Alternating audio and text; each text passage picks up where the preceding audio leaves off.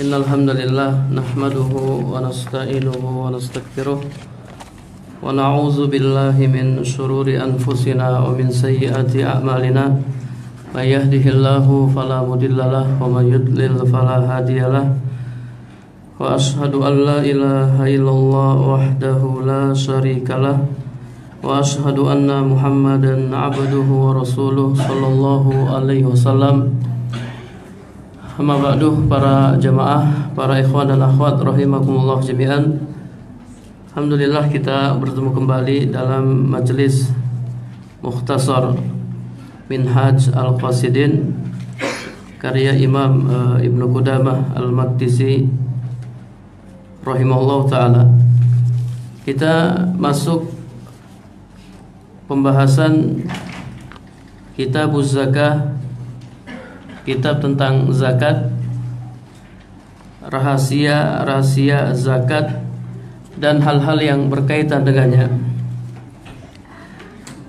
Az-zakatu ahadu mabani al-Islam. Zakat adalah salah satu bangunan Islam atau salah satu rukun Islam. Ya, kita ketahui bahwasanya rukun Islam ada 5, di antaranya zakat. Waqad qaranahu Allahu azza wa jalla bis shalah. Allah Subhanahu wa taala dalam Al-Qur'an sering menggandengkan zakat dengan salat. Allah Subhanahu wa taala berfirman dalam surat Al-Baqarah ayat 143, 83 dan 110, dan juga surat An-Nisa ayat 77, surat An-Nur ayat 56, surat Al-Muzammil ayat 20. Allah berfirman, wa aqimus sholata wa atuz zakah, dan dirikanlah salat serta tunaikanlah zakat. Allah gandengkan antara salat dengan zakat atau zakat dengan salat. Ya, ini menunjukkan pentingnya zakat. Amma anwa'uz zakah wa aqsamuha wa asbab wujubiha fa zahirun masyhur. Adapun macam-macam zakat, pembagian-pembagiannya dan sebab-sebab kewajiban zakat, fa zahirun masyhur. Ini sudah jelas, masyhur, dibahas dalam kitab-kitab fikih. Wa inna ma nadhkur hahuna ba'dhu syurut wal adab. Di sini kami hanya menyebutkan tentang sebagian syarat-syarat zakat dan sebagian adab-adab zakat. Jadi penulis tidak membahas tentang fikih zakat. Penulis di sini hanya membahas tentang sebagian syarat zakat dan adab-adab zakat. Famin surut ayyukhrija al-mansus alaihi. Di antara syarat zakat adalah mengeluarkan zakat sebagaimana yang disebutkan dalam nas.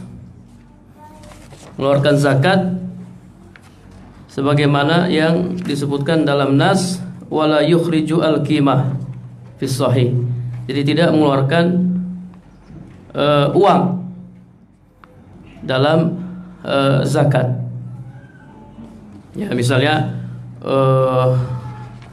ayat zakat fitri itu keluarkannya pakai beras, tidak boleh pakai uang.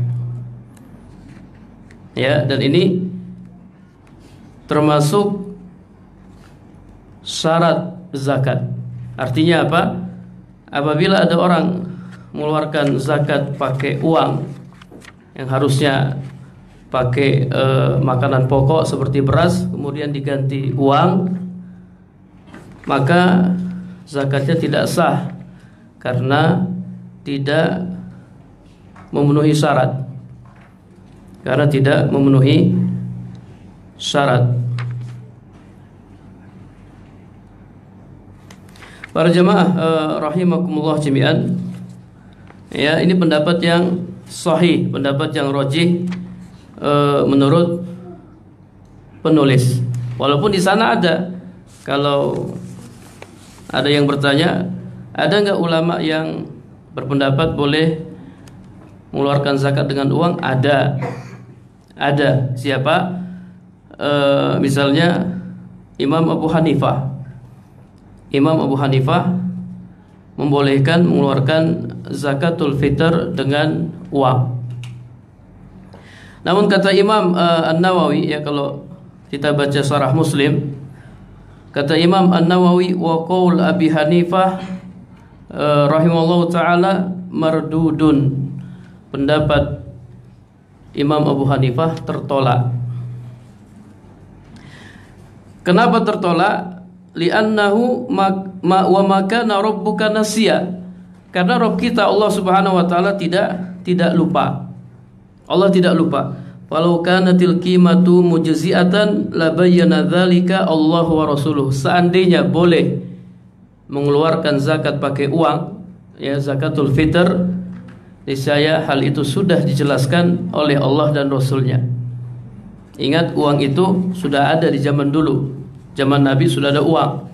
Kalau seandainya boleh mengeluarkan zakat pakai uang, niscaya hal itu sudah dijelaskan oleh Allah dan Rasulnya.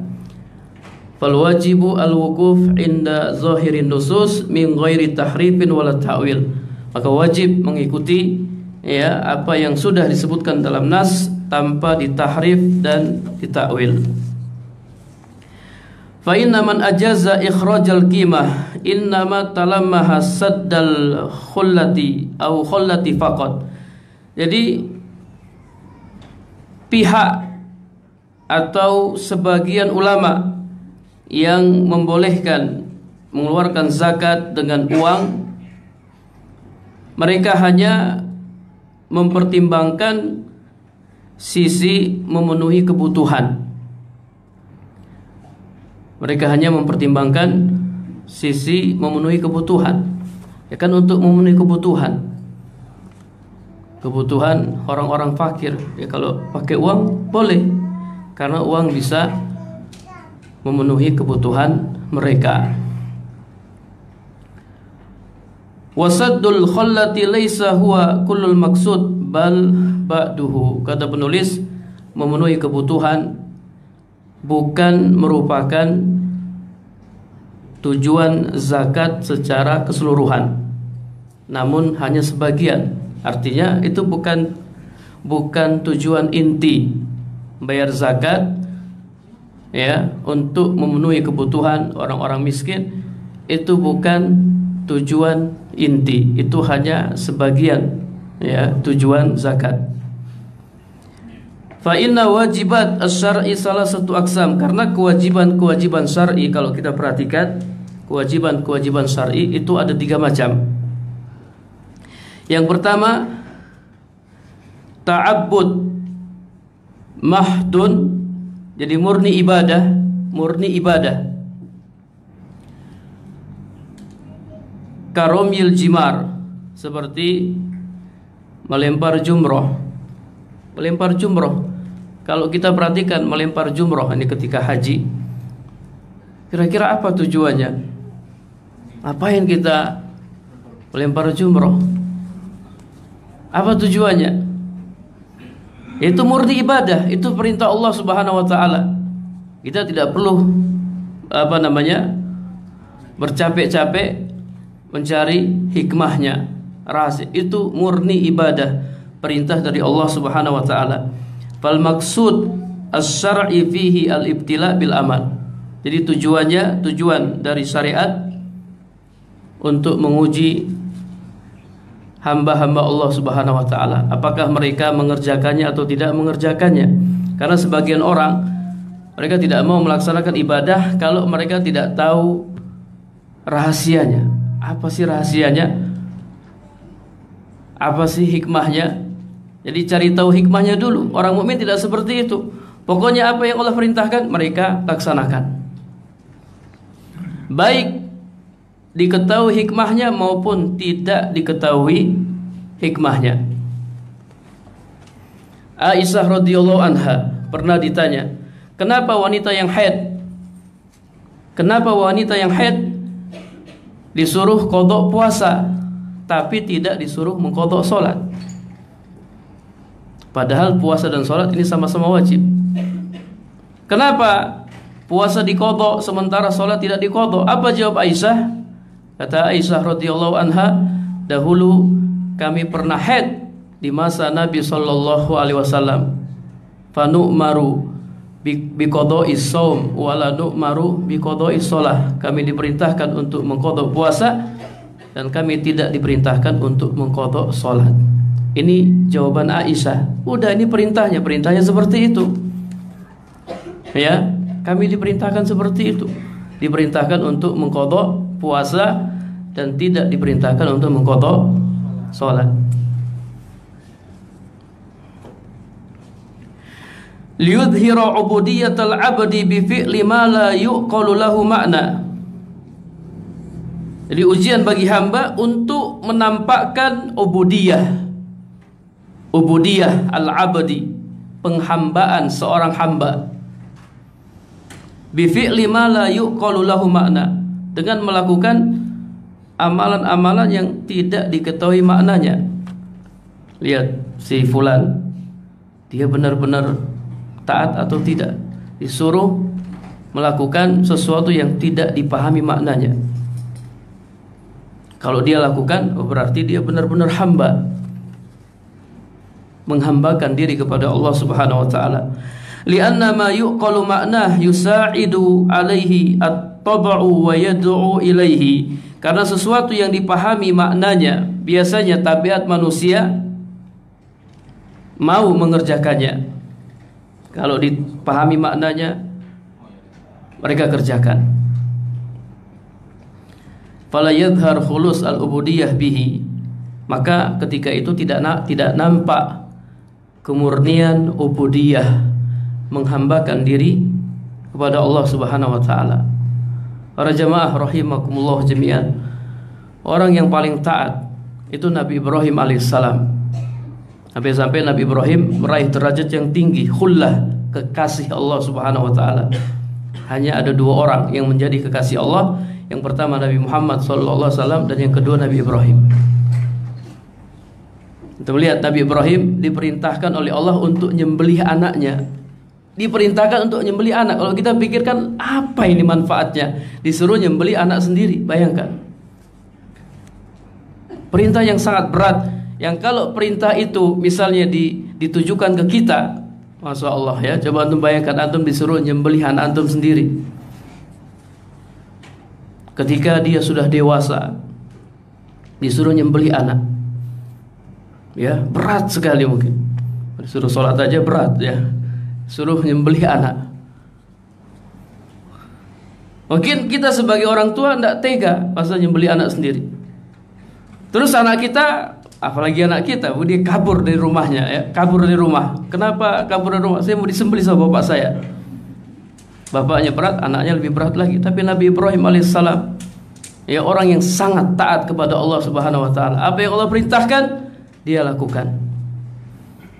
Nabi Ismail alaihissalam, apa jawab Nabi Ismail ketika dia mengetahui dia mau disembelih?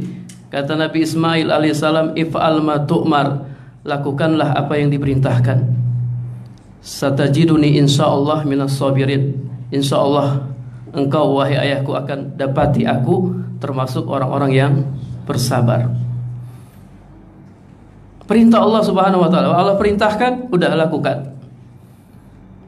Kalau Allah larang, tinggalkan. Harusnya seperti itu. Nggak usah pikir-pikir panjang. Allah kalau suruh antum bisa ninggalin riba, udah ninggalin riba, nggak usah mikir panjang. Orang yang kuat imannya, dia langsung meninggalkan. Tapi kalau imannya masih lemah, ya susah juga ya. Dia akan mikir-pikir nanti saya makan apa, nanti saya kerja apa setelah keluar. Itu imannya masih lemah, masih lemah. Apalagi yang ngeyel, ya nggak mau dengar, tetap lakukan praktek-praktek riba. Jadi ujian bagi seorang hamba untuk melakukan hal-hal yang tidak dipahami maknanya, Ini kewajiban syar'i yang murni ibadah. Yang kedua, aksu dzalika, kebalikan dari yang pertama. Wa huwa ma la yuqsadu minhu at-ta'abbud, yaitu kewajiban syar'i yang tujuannya bukan ta'abbud, bukan ibadah. Bal al-maqsud minhu hadzun mahdun. Namun tujuannya adalah murni memenuhi hak manusia. Tujuannya murni memenuhi hak manusia. Seperti apa? Kaqada'id dain al-adamiyyin, seperti membayar hutang. Waraddil maksub, mengembalikan barang yang dirampas, dan yang semisalnya. Bayar utang itu wajib para jemaah ya. Itu wajibatus syar'i. Kewajiban syar'i. Wajib bayar utang baik antum masih hidup maupun antum sudah mati. Ustaz, kalau sudah mati gimana Ustaz cara bayarnya? Anda datangi apa malam-malam rumahnya? Yang bayar siapa kalau sudah mati? Ahli waris. Ya, yang bayar ahli waris. Jadi mati itu bukan menjadi alasan untuk tidak bayar hutang. Karena sebagian orang ada yang memahami, oh kalau sudah mati sudah selesai. Oke, dia utang banyak-banyak, kalau nggak bisa bayar bunuh diri, selesai urusan.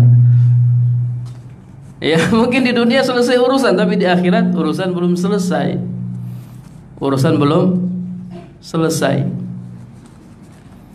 Ya, jadi bayar hutang. Mengembalikan barang yang dirampas dan yang semisalnya. Wa kadzalika la ta'tabiru fihi niyyatu walal fi'lu. Maka kewajiban syar'i yang seperti ini, niat dan perbuatan tidak dipertimbangkan di dalamnya. Artinya niat dan perbuatan tidak berlaku. Bal kaifa ma wasalal haq ila mustahiqihi hasalal maksud.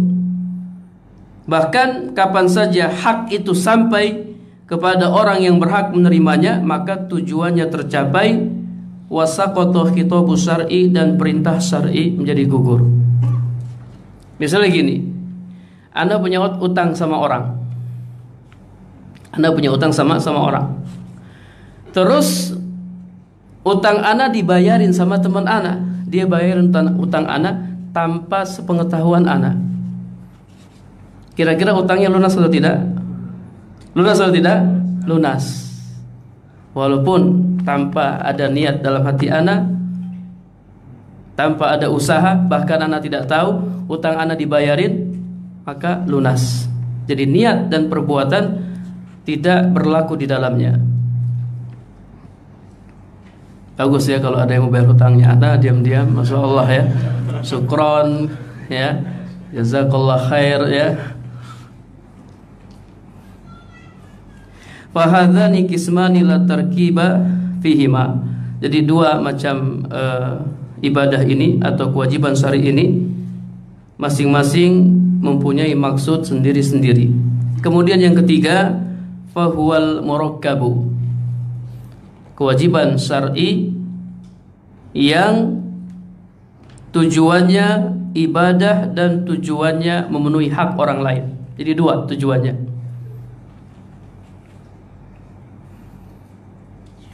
Imtihanul mukallaf wa hadzul ibad. Jadi untuk menguji mukallaf dan memenuhi hak orang lain. Maka terkumpul padanya ta'abbud dan mengembalikan atau memenuhi hak orang lain. Jadi ada dua tujuannya. Satu, beribadah kepada Allah Subhanahu wa taala. Yang kedua, memenuhi hak orang lain. Nah, dalam kondisi ini, kewajiban syar'i yang seperti ini tidak patut kita mengesampingkan makna yang paling sama, yaitu makna ta'abbud. Jadi kalau ada kewajiban syar'i yang tujuannya dua, beribadah kepada Allah dan memenuhi hak orang lain, makna yang paling dominan itu ta'abbud. Ta'abbud, beribadah kepada Allah Subhanahu wa ta'ala. Dan itu yang paling penting, ta'abbud. Wa zakatu min hadzal qabil, az-zakat termasuk bagian ini. Tujuan zakat itu dua. Satu, beribadah kepada Allah. Dua, memenuhi hak orang lain. Beribadah kepada Allah dan memenuhi hak orang lain.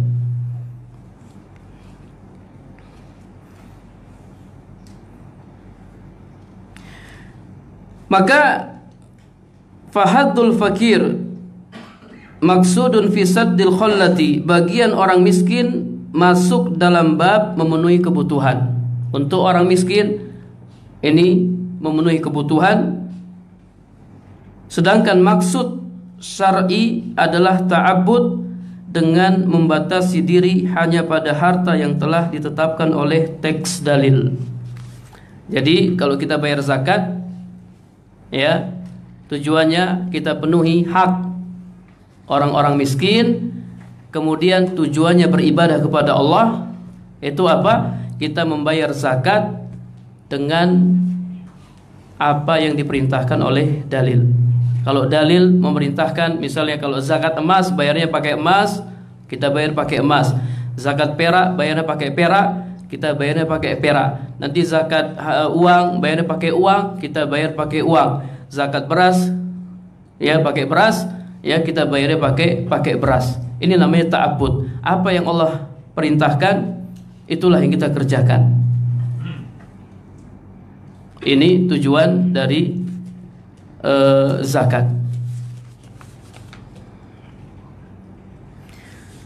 Wa bihadzal i'tibar sharat az-zakatu qarinatan lis-shalah wal hajj wallahu alam. Dengan pertimbangan ini, maka zakat sejalan dengan salat dan haji.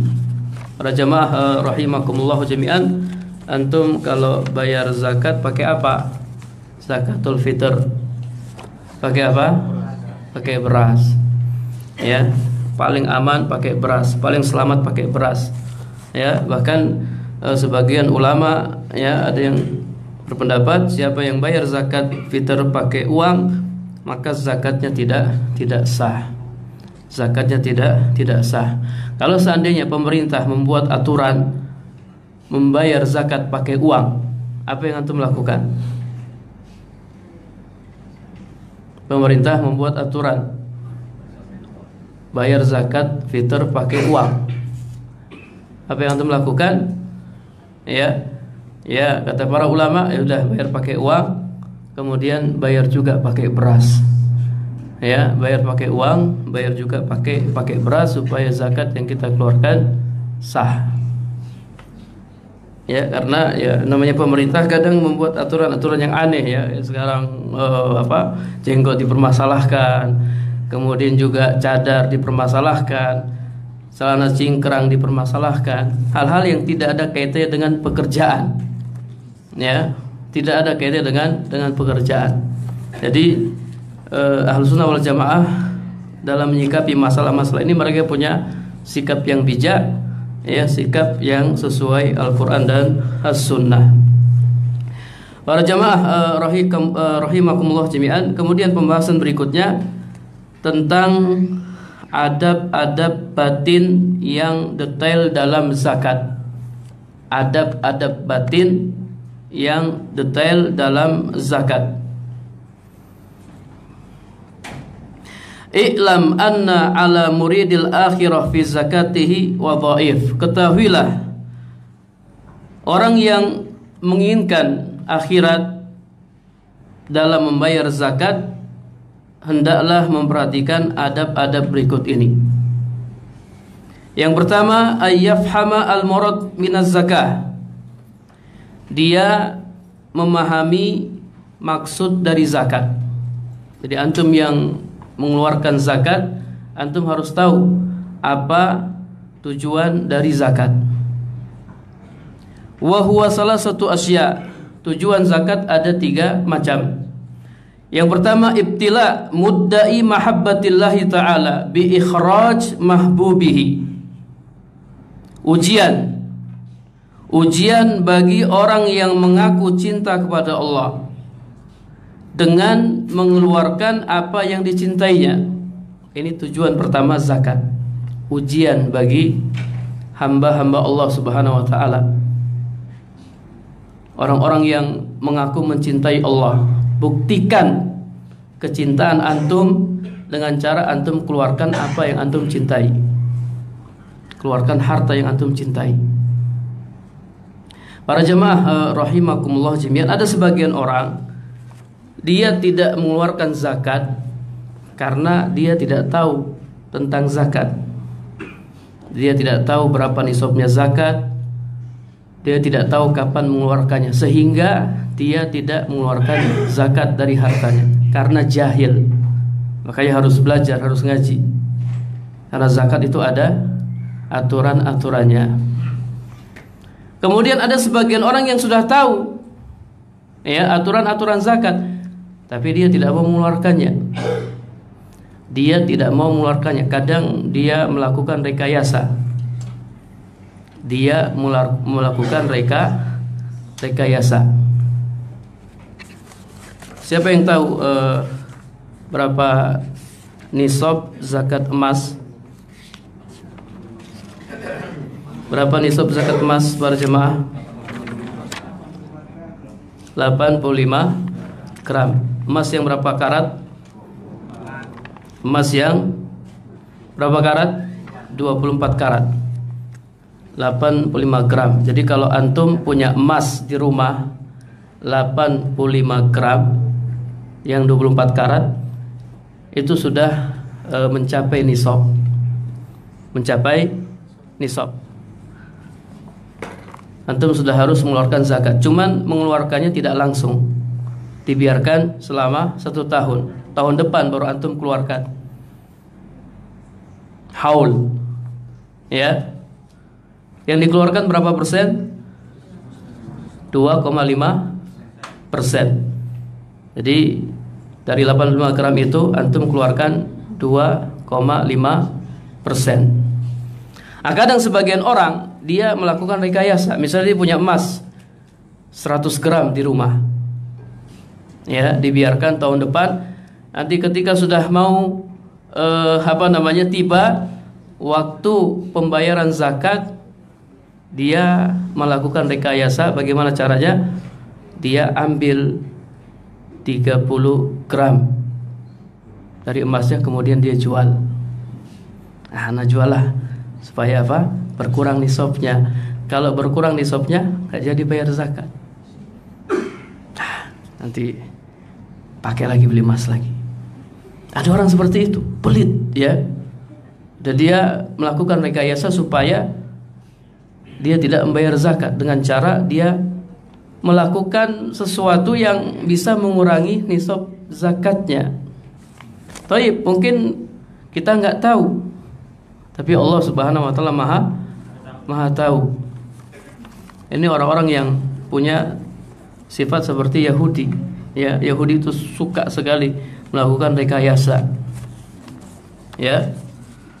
Dilarang ngambil ikan hari Sabtu. Tidak boleh ngambil ikan hari Sabtu. Hari-hari lain boleh kalian ngambil ikan. Diuji oleh Allah Subhanahu wa taala. Cuman yang jadi masalah, hari-hari lain ikan nggak ada, nggak tahu ikan kemana. Ya, kadang mereka pergi nyari ikan hanya dapat beberapa ekor, tidak ada ikan. Tapi pas hari Sabtu, masya Allah ikan bermunculan. Ya, ikannya lompat-lompat. Mereka mau ngambil, aduh, tidak boleh ngambil hari Sabtu, dilarang oleh Allah Subhanahu wa taala. Itu ujian. Ya, itu ujian dari Allah. Sama seperti antum yang punya toko, ya, waktu-waktu sholat pas azan pembeli banyak, apalagi pas qomat, wah, lagi rame-ramenya. Ya, nanti setelah selesai sholat nggak ada pembeli. Pas mau sholat rame lagi. Itu ujian dari Allah Subhanahu wa taala. Akhirnya mereka membuat rekayasa, mereka pasang jaring hari Jumat, ngambilnya hari Ahad. Pintar nggak?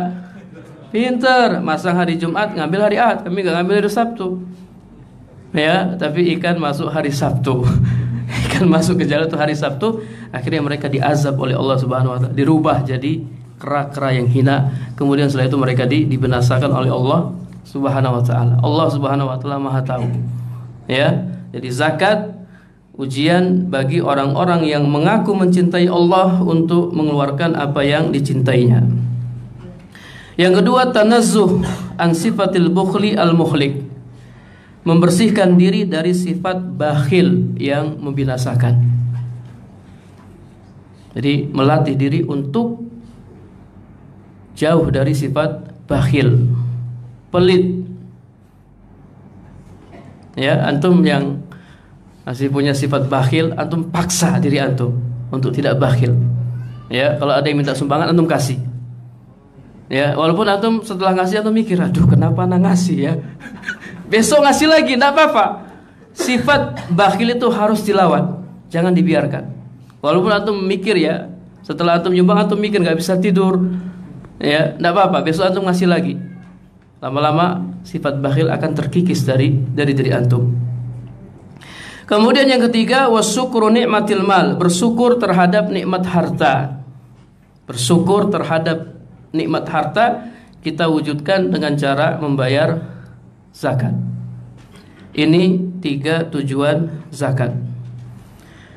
Kemudian adab yang kedua, al-israr bi ikhrajiha, mengeluarkan zakat secara sembunyi-sembunyi, secara rahasia, liqaunihi ab'ada minar riya wa sum'ah, supaya jauh dari riya dan sum'ah.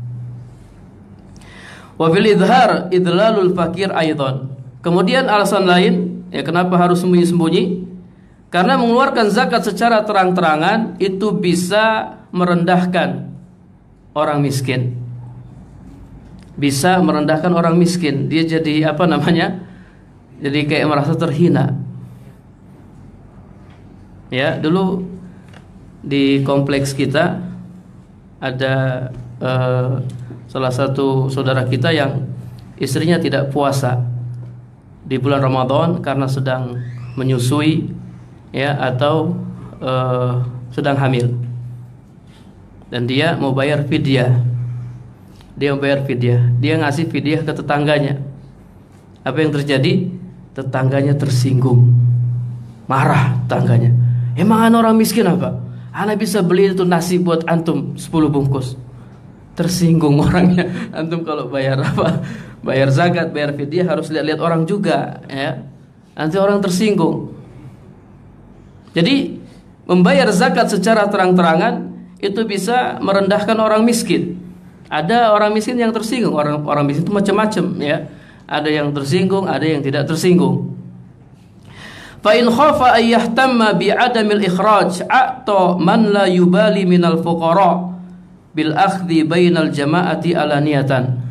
Kalau dia khawatir nanti dituduh tidak bayar zakat.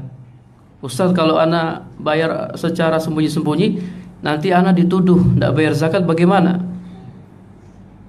Kalau dia khawatir seperti itu, atau man la yubali minal fuqara, maka dia berikan zakatnya kepada orang-orang fakir yang tidak peduli menerima zakat di hadapan orang banyak secara terang-terangan. Jadi ada orang miskin yang memang cuek juga. Ya memang ada miskin, gimana?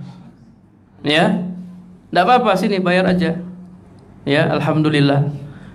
Dia bayar zakat di orang miskin yang seperti ini. Kalau dia khawatir dia dituduh tidak bayar zakat. Wa a'ta ghairahu sirran, dan dia memberikan zakatnya kepada yang lain secara rahasia.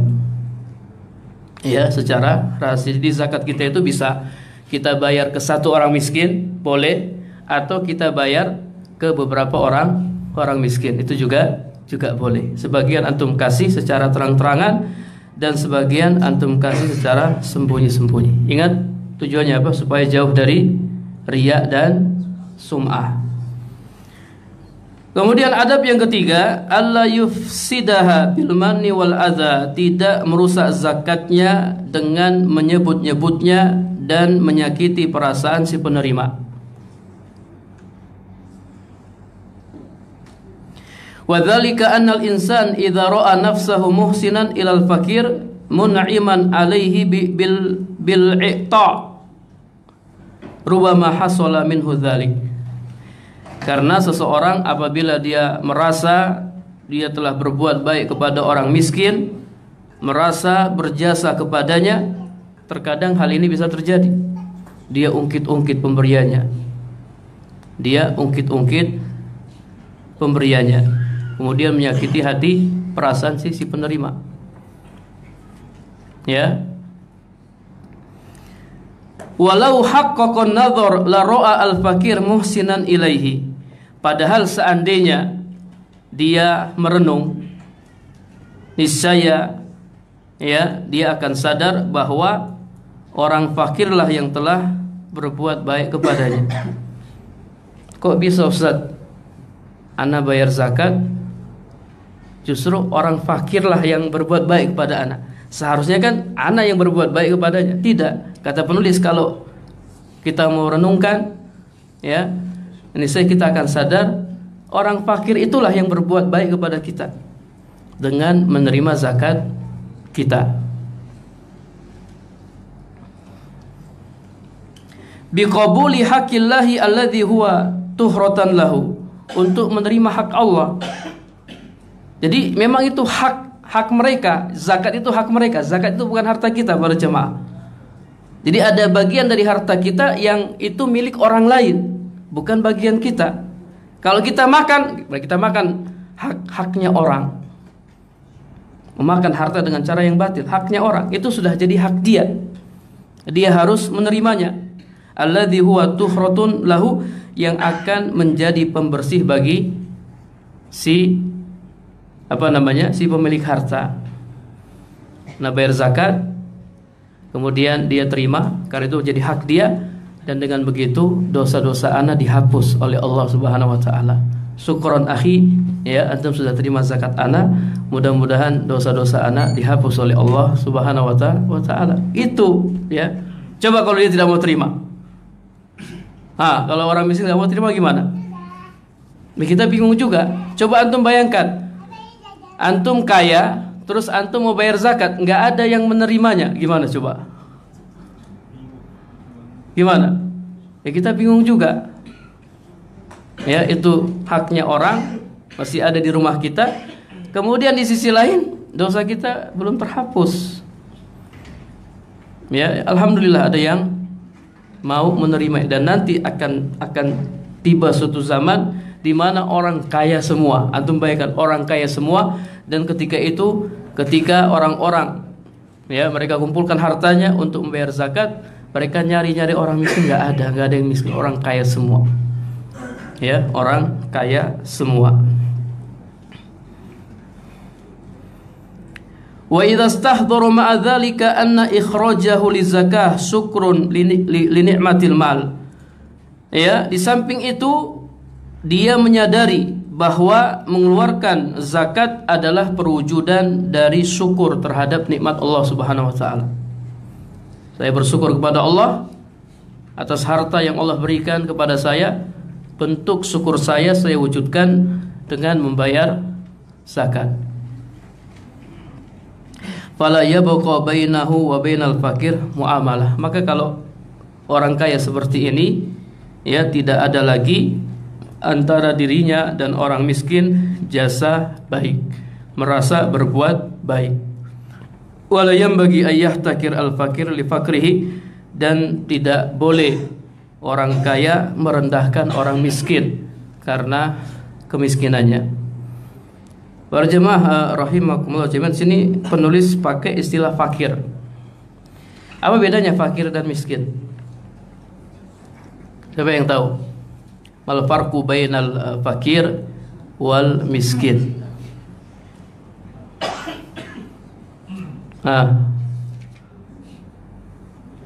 Apa bedanya fakir dan miskin?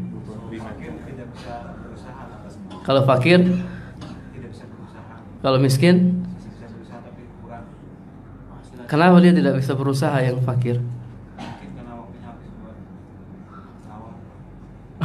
Waktu saya sudah dakwah, Ustaz fakir.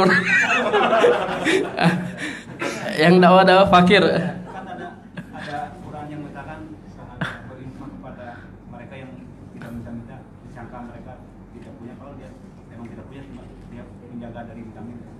Taib. Yang lain apa bedanya fakir dan miskin? Mana yang lebih kere? Fakir atau miskin? Fakir. Kenapa dia bisa lebih kere? Orang miskin itu dia masih punya penghasilan, tapi tidak cukup, belum mencukupi kebutuhan-kebutuhannya. Misalnya ada orang gajinya 3 juta per bulan, tapi kebutuhan dia selama sebulan 5 juta. Itu masuk miskin. Ya, masuk miskin. Dia punya pekerjaan, punya penghasilan, tapi tidak cukup. Dalam surat Al-Kahfi Allah Subhanahu wa taala mengatakan, wa ammas safinatu fakanatil masakin. Adapun kapal-kapal ini milik orang-orang miskin yang bekerja di laut. Lihat, orang miskin punya kapal. Ya, orang miskin punya kapal. Ya. Jadi dia punya pekerjaan, dia punya pemasukan, tapi tidak cukup. Adapun orang fakir, dia nggak punya pemasukan sama sekali, nggak punya pekerjaan. Makanya fakir ini lebih kere daripada miskin.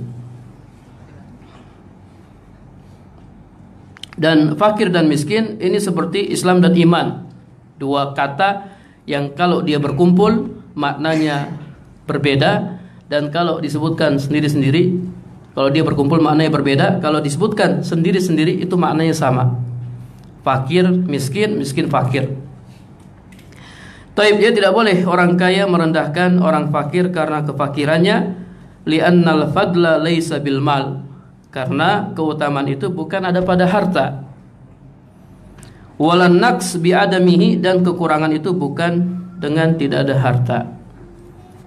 Ya, kelebihan bukan ada pada harta, dan kekurangan itu bukan dengan tidak ada harta. Ya, adab yang keempat, ayastasgir al-atiyah. Ayastasgir al-atiyah, merasa pemberiannya itu kecil. Jadi orang yang membayar zakat merasa pemberiannya itu kecil, dan memang kecil, hanya 2,5%. Ya, hanya 2,5%. Berbeda dengan pajak, ya. Pajak itu berapa persen pajak?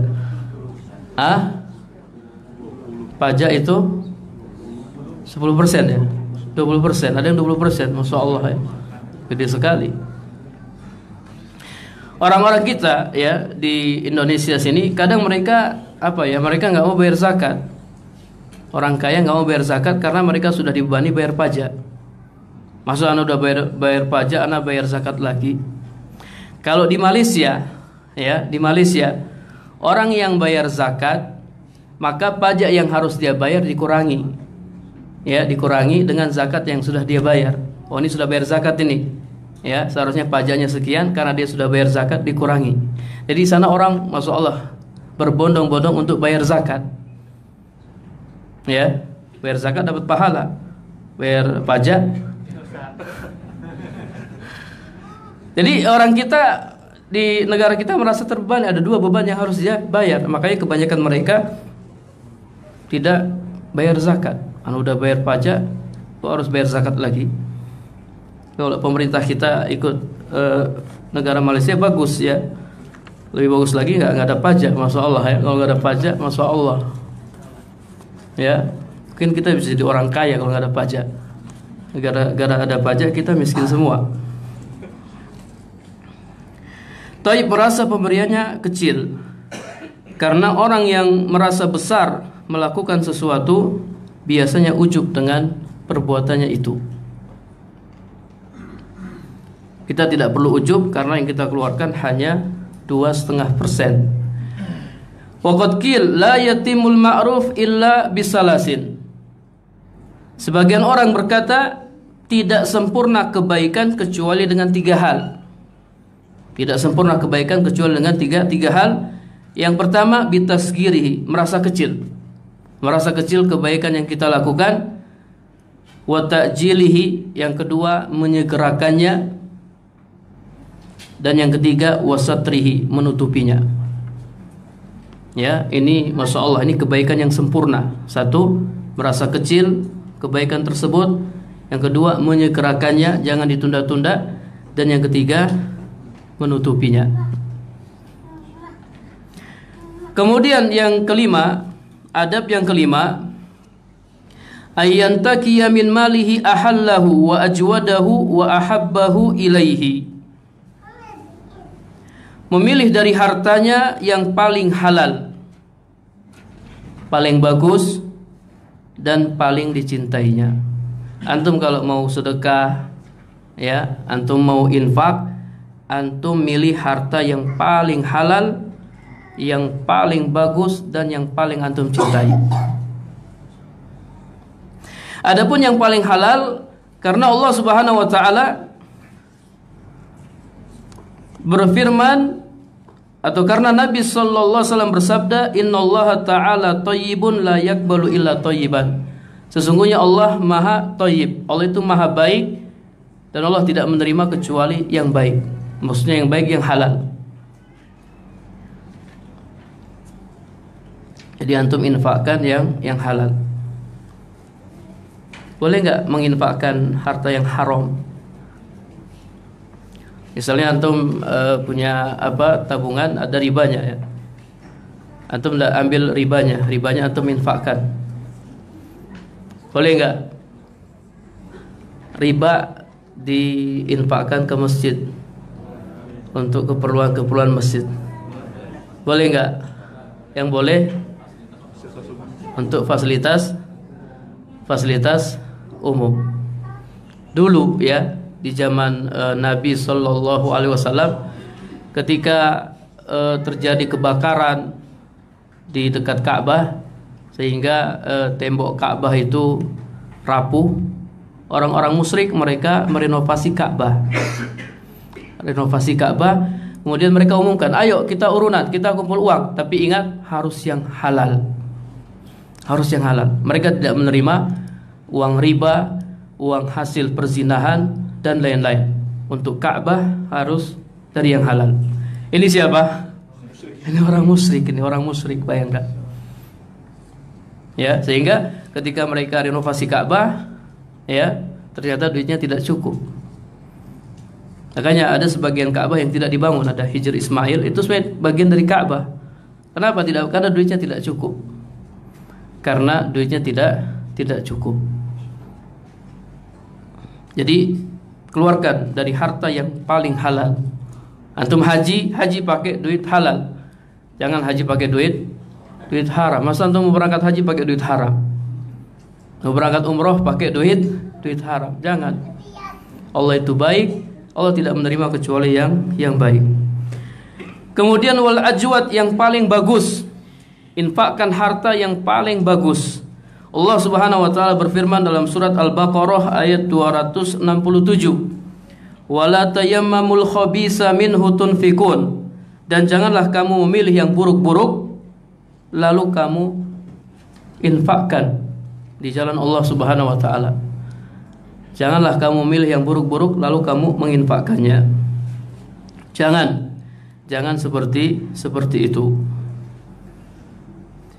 Wayam bagi ayulahidha fi dzalik amrayn, dan perlu, ya, memperhatikan dua hal dalam masalah ini. Yang pertama, haqqullah Subhanahu wa taala bita'zim lahu. Hak Allah Subhanahu wa taala dengan mengagungkannya. Ingat ketika kita berinfak, ya, itu kita sedang menunaikan hak Allah Subhanahu wa taala.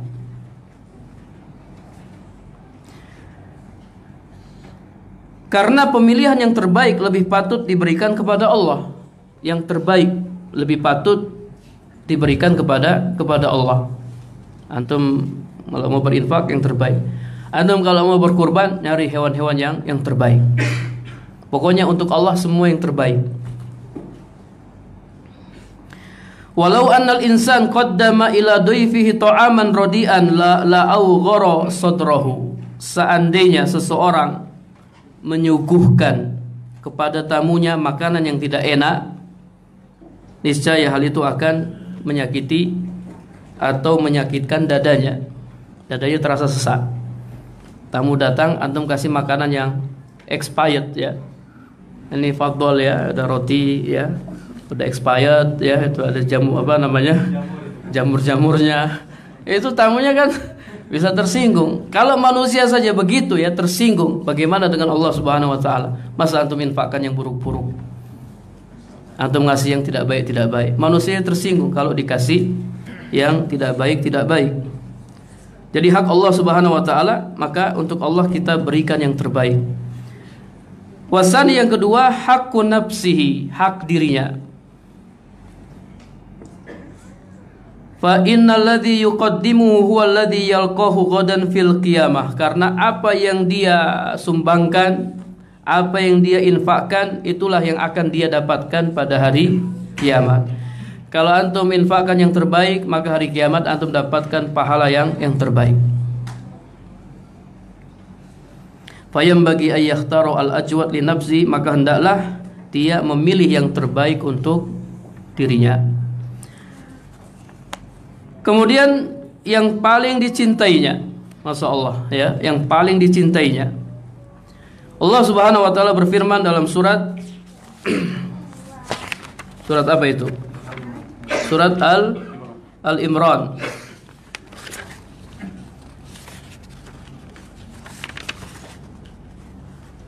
Nah, Al-Imran ayat 93. Lan tanalul birra hatta tunfiqu mimma tuhibbun. Kalian tidak akan mendapatkan kebaikan sampai kalian menginfakkan apa yang kalian cintai. Masya Allah, masih banyak ya, masih panjang. Kalian tidak akan mendapatkan kebaikan sampai kalian menginfakkan apa yang kalian cintai. Kita lihat bagaimana para sahabat mengamalkan ayat ini. Ibnu Umar radhiyallahu anhuma idza stadda hubbahu li syai'in min malihi qarrabahu lillahi azza wajal. Insyaallah. Ibnu Umar apabila dia mencintai sesuatu dari hartanya, dia suka ini harta yang ini, maka dia bertakarrub kepada Allah dengan menginfakkannya, menyedekahkannya. Ya, ini bisa antum terapkan ini ya. Kalau antum lagi suka sama motor ya, antum infakkan motor ya. Antum lagi suka mobil ya, infakkan mobil. Nah, jadi masalah kita hanya bisa suka karena kita belum punya ya. Ada orang yang suka tapi dia tidak punya. Jadi Ibnu Umar radhiyallahu anhu kalau menyukai sesuatu dari hartanya, dia bertakarrub kepada Allah dengan menyedekahkannya. Ada jadi ingat kisah Abdurrahman bin Auf dan Sa'ad bin Rabi. Masya Allah, ini kisah yang luar biasa. Abdurrahman bin Auf ini orang muhajir, sementara Sa'ad bin Rabi orang Ansar. Ketika Abdurrahman hijrah ke Madinah, Nabi SAW mempersaudarakan Abdurrahman bin Auf dengan Sa'ad bin Rabi. Sa'ad bin Rabi ini orang Madinah yang kaya. Apa kata Sa'ad? Wahai Abdurrahman, karena kita sudah jadi saudara, ini harta saya bagi dua. Kau dapat separuh, saya dapat separuh. Hartanya dia bagi dua. Ini saudara angkat. Kemudian wahai Abdurrahman, li imra'atan, saya punya dua istri. Saya punya dua istri. Silahkan antum pilih salah satunya. Ya, antum pilih, tinggal antum sebut namanya. Nanti saya ceraikan dia. Kalau masa iddahnya sudah habis, silahkan kau nikahi dia.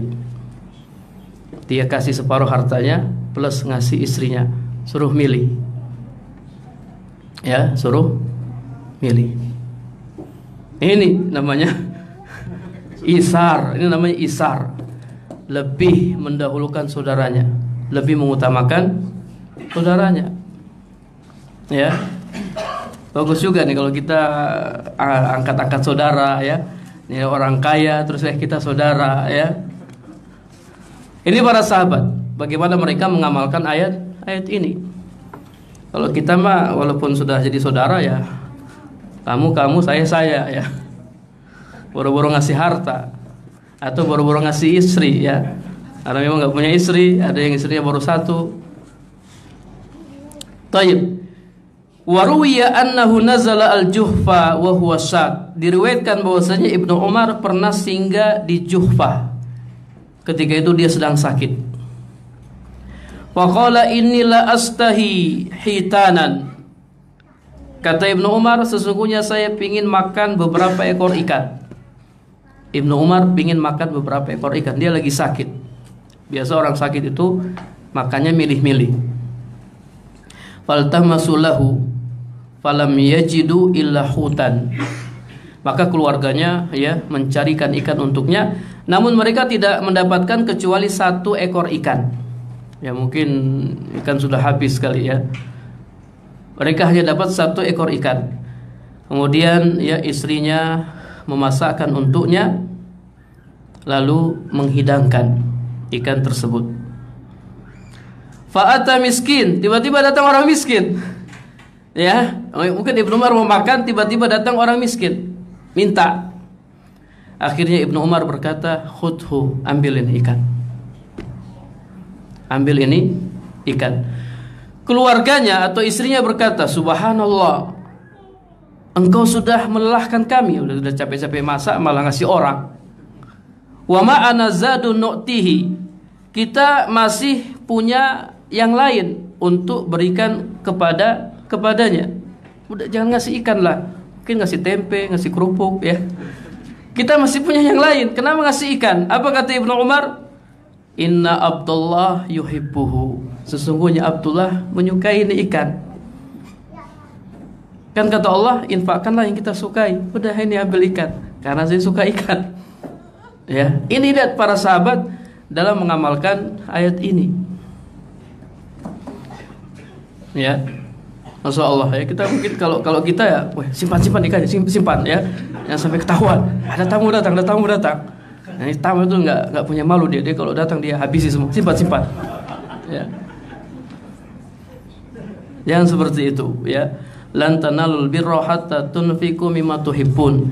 Kalian tidak akan mendapatkan kebaikan sampai kalian menginfakkan apa yang kalian sukai.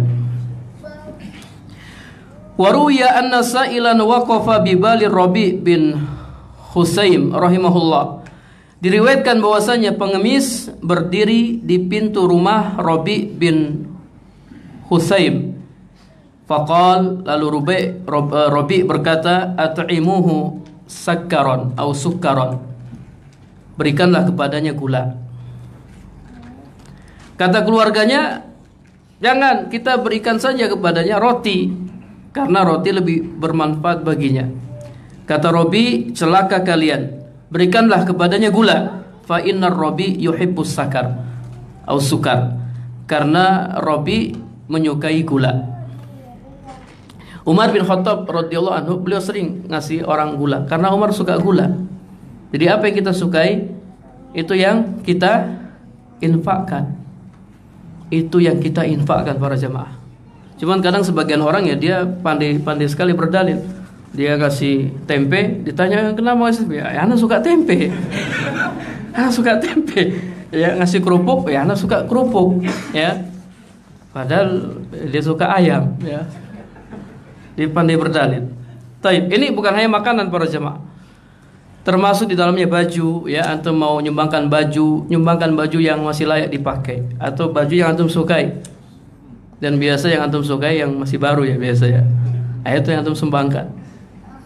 Ya, kadang sebagian istri itu ketika dia ngelihat lemarinya sudah penuh, dia ngomong sama suaminya, "Mas, beli lemari lagi, Mas." Ya, enggak cukup ini lemarinya. Sebenarnya lemarinya cukup kalau yang bekas-bekas yang masih layak dia keluarkan, dia infakkan. Udah, ini sudah masih layak dipakai, saya masih suka, udah saya infakkan. Insya Allah nggak butuh lemari 2 ya, lemari 3 dan seterusnya.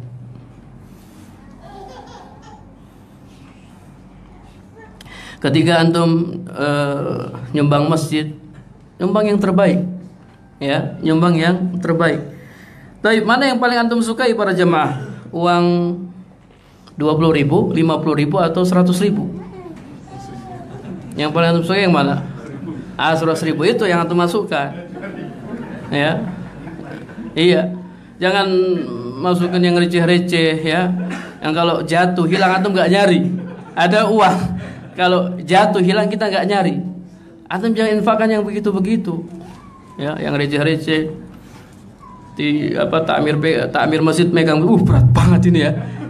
Kotak amalnya berat sekali. Terus dibuka langsung terang ya. Langsung menyinar uang-uang receh. Ada uang parang ya. Uang patimura. Jangan para jamaah ya, kita tuh kalau belanja keperluan kita nggak mikir. Antum masuk mall antum beli semua. Antum pingin HP antum beli, ganti HP. Pingin ganti motor, antum beli, antum nggak mikir panjang. Tapi kenapa ketika antum berinfak antum mikir panjang? Infak nggak ya? Infak nggak ya? Istikharah dulu. Allahu Akbar. Udah istikharah, udah infak lagi ya. Jadi kita latih diri kita. Lawan penyakit bakhil. Infak. Taib, ini masih panjang ini. Cukup dulu ya. Iya, mungkin ada yang ingin ditanyakan sebelum kita akhiri.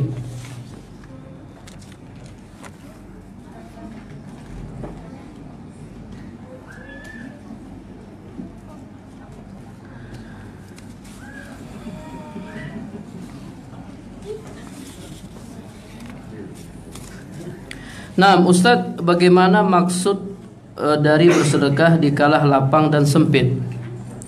Apakah dalam kondisi miskin kita paksakan berinfak itu dibenarkan? Para jamaah rahimakumullah jami'an. Jadi surga Allah siapkan untuk orang-orang yang memiliki kriteria yunfikuna amwalahum fis sarra wa dharra. Mereka infakkan harta mereka di saat lapang maupun sempit. Ini sifat ahlul jannah, sifat penghuni surga. Jadi di saat lapang mereka infakkan harta mereka mungkin dengan jumlah yang banyak. Di saat sempit mereka tetap infakkan, namun sesuai kesanggupan mereka. Di saat lapang mungkin 500.000, di saat sempit ya hanya 5.000, tidak apa-apa. Yang penting tetap berinfak. Tetap berinfak, ini sifat penghuni surga. Ya, ini kalau antum masih punya. Ya, kalau antum tidak punya ya sudah, antum infakkan untuk keluarga antum, untuk istri antum, untuk anak-anak antum. Antum beli keperluan mereka.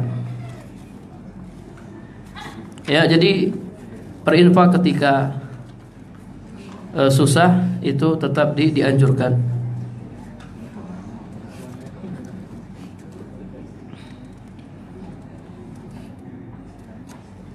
Ustadz, bagaimana cara menghitung zakat kita yang sudah 1 tahun bekerja, sedangkan pengeluaran juga selalu ada? Mohon jelaskan Ustadz, ana masih awam masalah zakat. Ini yang ditanyakan zakat apa ini? Zakat harta, zakat uang ya. Para jamaah rahimakumullah jami'an. Jadi zakat uang itu nisabnya mengikuti zakat emas. Zakat uang nisabnya mengikuti zakat emas. Tadi sudah kita jelaskan zakat emas 85 gram, emas yang 24 karat. Antum sesuaikan, emas 24 karat 1 gram sekarang harganya berapa? Harganya berapa? Taruhlah 500 ya. 600. Oke, 600. Berarti 600 kali 85. Berapa itu 600 kali 85?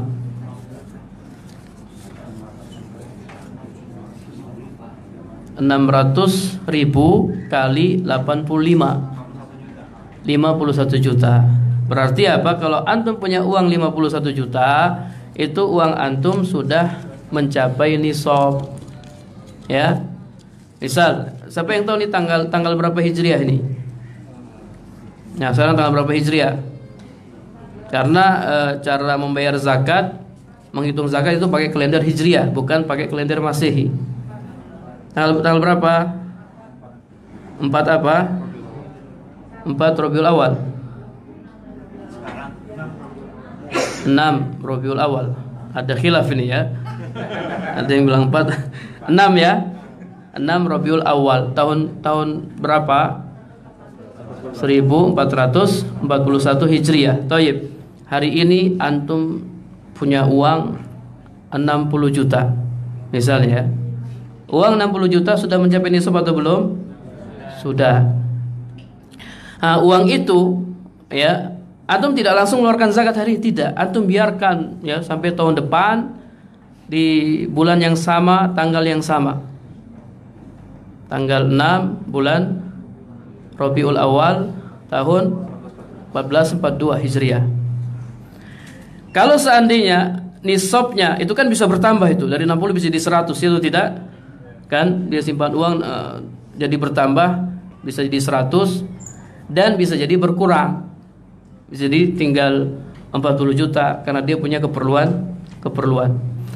Kalau seandainya ya dia punya keperluan ya, dia pakai selama 1 tahun dan berkurang nisab zakatnya jadi 40 juta misalnya, maka tahun depan ya uangnya berkurang 40 juta, maka ketika itu tidak ada kewajiban zakat atasnya. Kenapa tidak wajib? Karena nisabnya berkurang. Ingat, berkurangnya situ bukan dibuat-buat ya. Nggak ada keperluan dibuat-buat perlu, nggak boleh. Jadi benar-benar dia keluarkan untuk keperluannya. Nah, mau bertanya terkait dengan yang tadi. Kalau misalkan kita selalu menghitung untuk bayar zakat mal itu selalu dibikin ketentuan setiap tanggal 1 Syawal, selalu menghitungnya begitu. Karena kita tidak pernah tahu kapan dapat uang itu tanggal berapa, di bulan apa, sehingga kita selalu menghitung di tanggal 1 itu kita punya uang berapa. Dan baru kalau lebih dari situ kita bayar apa kan? tidak begitu cara membayar zakat, tidak begitu. Karena harta kita itu bertambah dan berkurang. Ya, harta kita itu pasti bertambah dan pasti berkurang, tidak bisa tidak. Ya, ketika berkurang, kayak tadi berkurang, ya nanti dia kumpulkan lagi, ya kemudian capek nisab lagi, mulai ngitung lagi situ, mulai ngitung lagi. Jadi bulannya tidak bisa stabil kayak tadi, bulan Syawal terus tidak bisa, bulannya selalu berubah-ubah. Ya. Setiap satu uang dari satu pekerjaan itu harus dihitung. Enggak, uang semuanya, semua uang antum dari pekerjaan, uang antum yang ada di rumah, semuanya dijumlahkan. Ingat, uang ya, rumah enggak ada zakatnya. Antum punya rumah 5 misalnya, antum pakai semuanya, enggak ada zakatnya. Kecuali kalau antum mau jual itu rumah, nanti kena zakat barang dagangan, atau antum sewakan, ya, antum bisniskan, itu ada zakatnya. Tapi kalau antum pakai itu rumah, ya, ada istri pertama di rumah yang ini, istri kedua di rumah yang sana, ya, antum pakai, itu enggak ada zakatnya, tidak ada zakatnya. Banyak sekali pertanyaan-pertanyaan nih.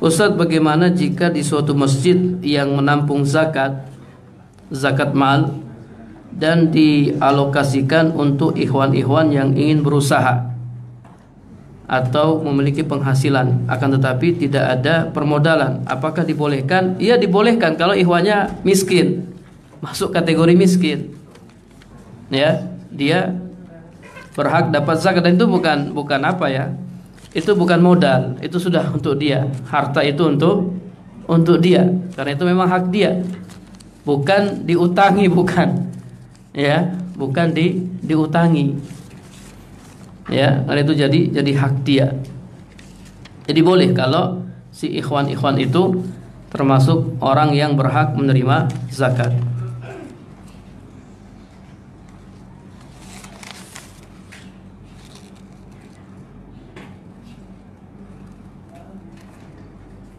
Ustadz, bagaimana cara meyakinkan iman orang tua? Karena orang tua sifatnya keras, Ustadz.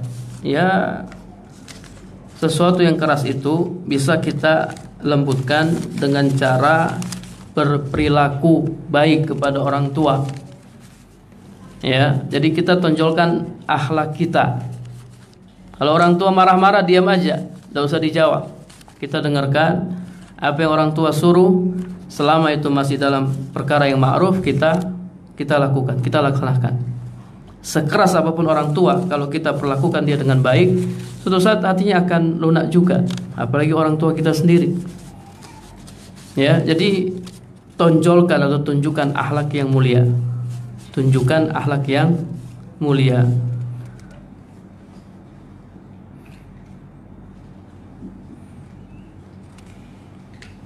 Ustadz, saya pernah mendengar adanya perintah membayar fidyah untuk sholat yang pernah ditinggalkan oleh seorang yang sudah meninggal.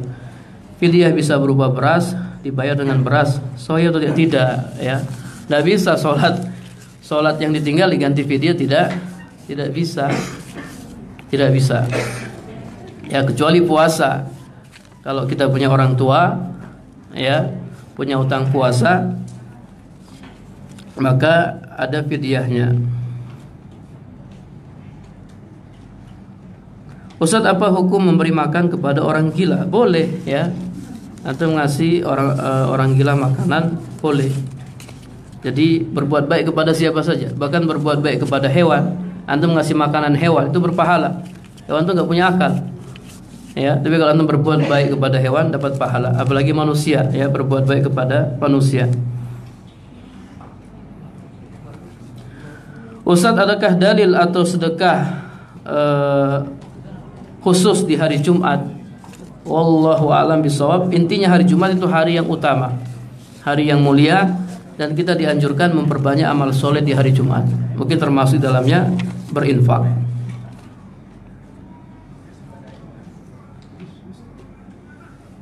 Ustadz, anak ingin diruqyah Ustadz, tapi di sisi lain mengingat hadis larangan meminta ruqyah. Bagaimana nih Ustadz? Mohon penjelasannya.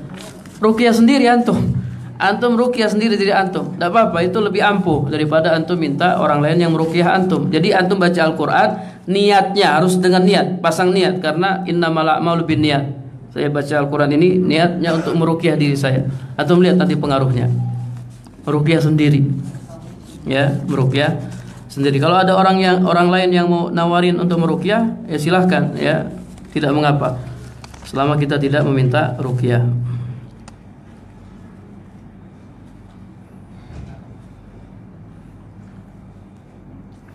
Ustadz, bayar zakat dikhawatirkan ria. Bolehkah bayar zakat ke pengumpul zakat atau amil zakat? Nah, boleh. Ya. Jadi zakat kita serahkan kepada amil zakat. Tentunya kita lihat, ya, amil zakat yang betul-betul amanah. Jadi zakat kita itu betul-betul dia berikan kepada orang-orang yang berhak menerimanya.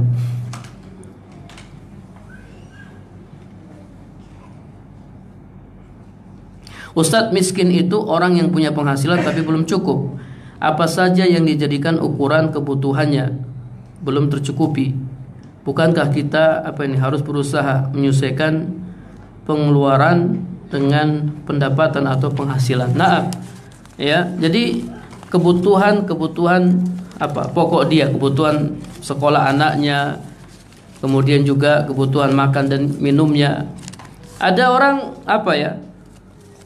ya tidak cukup, sampai-sampai habis, uang itu habis, dan dia harus ngutang. Dia ngutang di warung, ngutang di tetangga. Nah, ini masuk kriteria orang miskin, tidak cukup betul. Ya, ada orang yang dia bisa ngatur, ya, bisa ngatur. Anak tidak cukup, gimana kalau anak yang kedua? Kita pondokkan aja anak yang kedua. Biasa yang pondok-pondok itu dibuang, ya. yang lain dikuliahkan, bayar mahal-mahal, sementara yang lain dipondokkan. Ya, jangan begitu. Jadi intinya selama antum masih bisa nyimpan duit, ya, antum masih bisa nabung, itu antum masuk dalam kelompok orang kaya. Orang kaya. Allahu a'lam bishawab.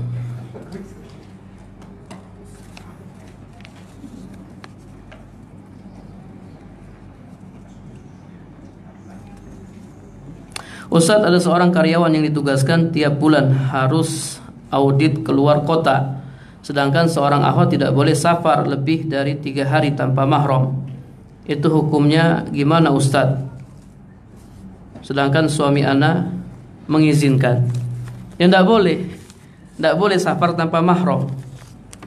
Ya, tidak hanya 3 hari, 1 hari aja tidak boleh.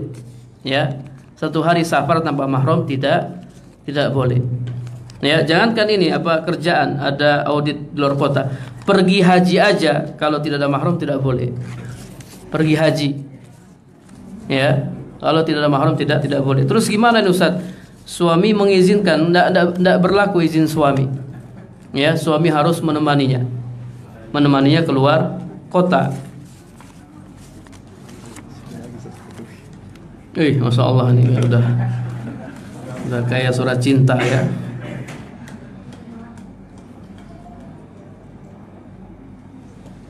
Ustadz, kita berhutang tetapi belum lunas, tapi orang yang dihutangi meninggal, bagaimana membayar sisanya? Bayar ke keluarganya, ke ahli warisnya.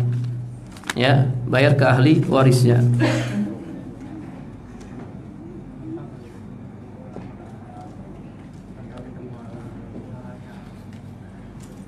Ustadz, sedekah lebih afdol kepada istri dibandingkan ke masjid atau orang lain. Apakah kaidah sedekah dari hal yang paling halal, bagus dan dicintai masuk juga dalam kaidah? Tidak. Kalau istri itu bukan sedekah, ya, itu sudah kewajiban. Ya, kewajiban antum menafkahi istri antum. Kalau tidak berdosa. Ya. Jadi betul memang sedekah yang paling utama itu kepada kerabat. Tapi kerabat di situ maksudnya kerabat kita yang kita tidak punya kewajiban menafkahi dia. Nah, itu antum kasih sedekah ke dia. Kalau istri enggak, itu sudah jadi kewajiban antum. Ya. Sudah jadi kewajiban antum.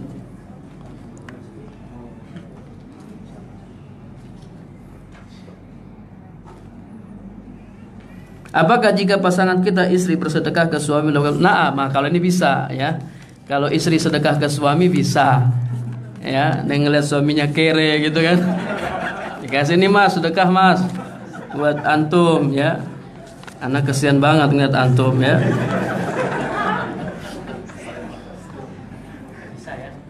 Ya, itu boleh karena memang istri tidak punya kewajiban untuk menafkahi suami.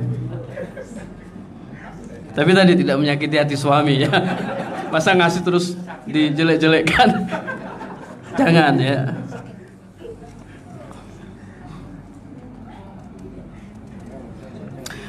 Ustaz, saya mau tanya di luar tema hari ini, apakah koperasi UMKM itu termasuk riba walaupun koperasi itu berbasis syariah?